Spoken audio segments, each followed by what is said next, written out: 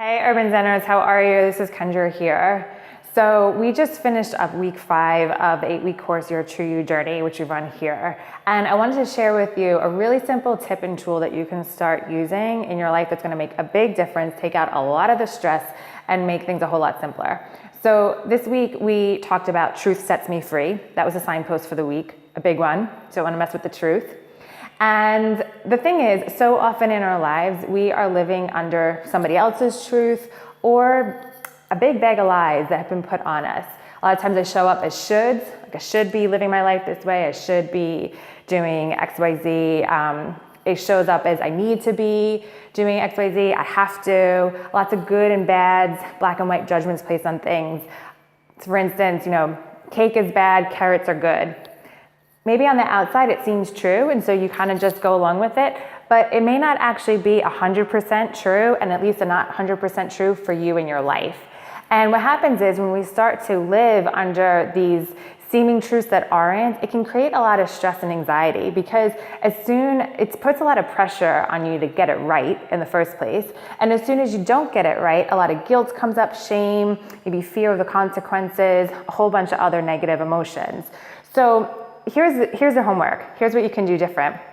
Start to notice where those words are showing up for you, where you're feeling the should, where you're feeling the need to, have to, the good or the bad. And here's what you can start to do different. Ask yourself a really simple question. What is true for me? We talked about today in group, the truth, it can cut like a knife, like it just slices through the crap to get to the core and the heart of what is real.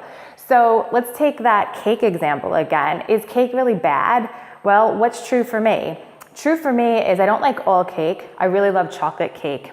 What's true for me is when there's chocolate cake in front of me, I want to have a piece. It gives me a lot of pleasure and I really enjoy it. What's also true for me is that if I eat a lot of chocolate cake, the sugar gives me a sugar high and then a crash. And I also react to the wheat in it and it makes me feel really bloated, right? So breaking down that should or that good and the bad about cake into a really simple, basic true, what's true for me, it leaves me in a much more empowered place to make a choice that I can actually feel good about, right? So when I'm faced with a cake, I know all these things are true for me and I can decide in the moment what's the next right move for me right then and there, okay? So really simple thing you can do to make your lives a whole lot easier and simpler. If you try it on, let me know how it goes. I'm really curious and we'll talk soon. Okay, ciao.